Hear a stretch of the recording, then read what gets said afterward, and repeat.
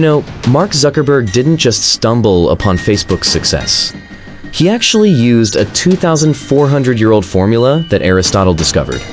It's the same set of 3 psychological levers that control pretty much every human decision you've ever made. And here's the part that should really get your attention. AI is about to weaponize this against you.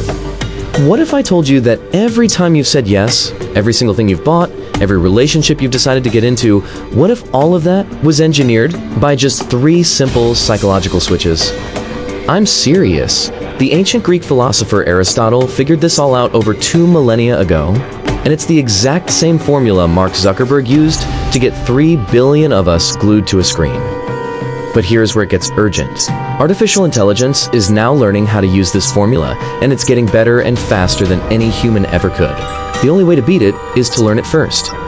So to really get this, we've got to dive deep.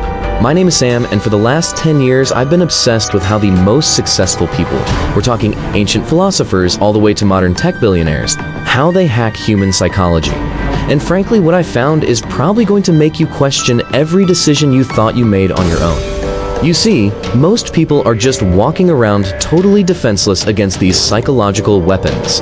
They're being influenced constantly without even having a clue. And now, in the age of AI, this isn't just some inconvenience, it's actually dangerous. Aristotle called them ethos, pathos, and logos. Think of them as 3 modes of persuasion that completely bypass your rational brain and speak directly to your primitive instincts. Ethos is what builds trust, Pathos flips the emotion switch, and Logos? Well, Logos comes in later to provide the justification. Let me show you exactly how this game is played. Come on, picture this. We've all been there. You're scrolling on your phone late at night, an ad pops up for something you literally didn't even know existed 5 minutes ago. And then, bam, within seconds, you've decided you have to have it. That's not you being weak, that is pathos in action. So here's the critical thing you have to understand. Your emotions were just hijacked. Someone out there understands that we are not logical creatures. We make decisions with our emotions first, and then we scramble to find reasons to back them up later. And it's happening to you right now, even as you're listening to me. And hey, don't just take my word for it. The data is crystal clear.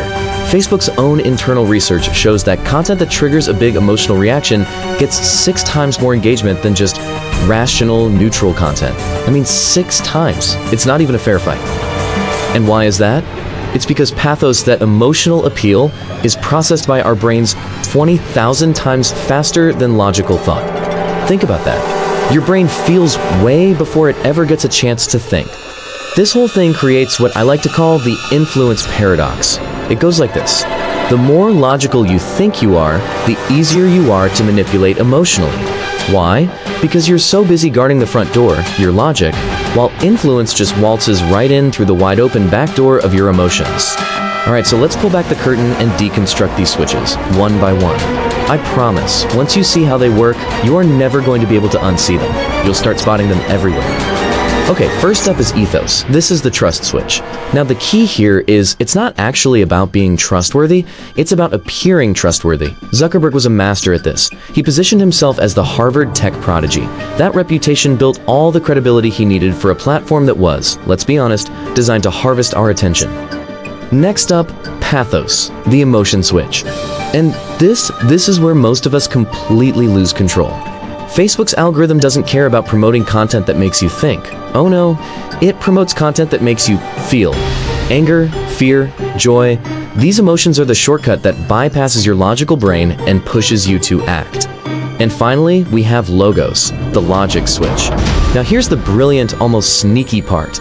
Logic is by far the weakest of the 3, but it's what seals the deal. It's not there to convince you, it's there to give you that little logical permission slip you need to feel good about a decision your emotions already made. Okay, we have to talk about the future, because this whole thing is way bigger than just social media now.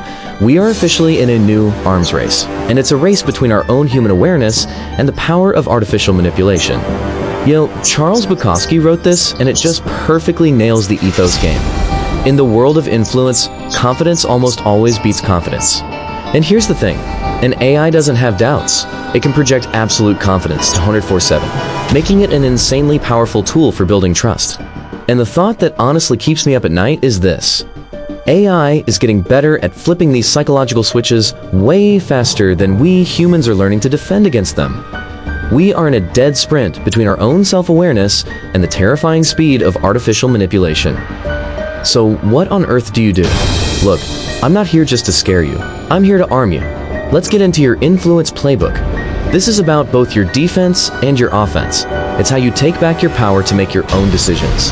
Your action plan is actually pretty simple. First, just start recognizing these switches in real time. When you see someone leading with all their credentials, just say to yourself, that's Ethos. When you feel a piece of content hit you with a powerful emotion, that's Pathos. When they follow it all up with stats and reasons, you know that's Logos. And second, decide to use this framework ethically. Build real trust, connect on genuine emotion, and back it up with solid logic. The goal here isn't to manipulate, it's to liberate. Look, in the next decade, the people who really get these psychological principles are going to have a massive, almost unfair advantage. Not because they can manipulate everyone else, but because they themselves can't be manipulated. They'll be the ones making conscious choices, while everybody else is just being herded around by algorithms. So I'm going to leave you with this one thought. Every conversation you have, every ad you see, every article you read, they're all trying to flip these switches on you. And the only question that really matters is this: who's in control? Who's flipping the switches? You or the algorithm?